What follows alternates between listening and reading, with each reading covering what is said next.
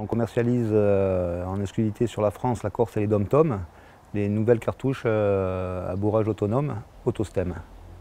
On travaille avec le Conseil général dans notre région, dans le 04, l'ONF, beaucoup de terrassiers qui l'emploient, qui ont compris l'efficacité de notre cartouche, de notre produit, au niveau des pollutions sonores, au niveau de la simplicité d'exécution du produit et au niveau du rendement. La cartouche autonome AutoStem se décline en 5 combinaisons. Vous avez 20 grammes, 40, 60 et 80 grammes. Un seul diamètre de foration, 34 mm. Des commodités pour l'utilisateur immédiate, plus besoin de bourrage avec cette cartouche autonome. C'est la technique du drop and go. Vous percez votre trou diamètre 34, vous glissez votre cartouche à l'intérieur, vous tirez votre ligne de tir et vous faites votre tir.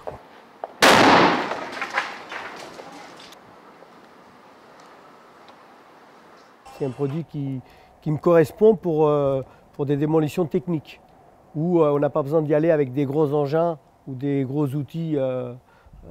C'est simple, il n'y a que de la protection, et puis bon, il faut percer, mettre la mèche, protection, et puis faire l'explosion, et puis évacuer, c'est tout. Il y a une formation qui est obligatoire, validée par l'État, qui est nominative, qui permet à la personne qui a passé la formation de pouvoir utiliser en toute légalité notre produit, qui est beaucoup moins contraignante et beaucoup plus simple que la formation d'artificier, qui dure sur une journée. Une partie théorique et une partie pratique, consistant à tout ce qui est les règles élémentaires de sécurité et la partie pratique, la mise en place d'un seul tir sur site. La cartouche peut s'employer à tout ce qui est client professionnel. Un grand avantage, c'est qu'il n'y a quasiment pas de vibration. Donc on peut l'employer en milieu urbain pour tout ce qui est démolition,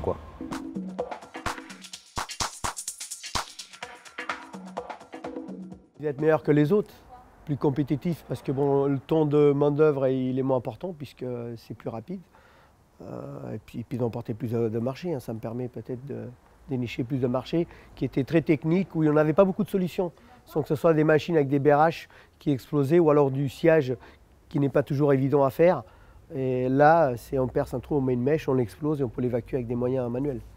C'est quand même pas négligeable.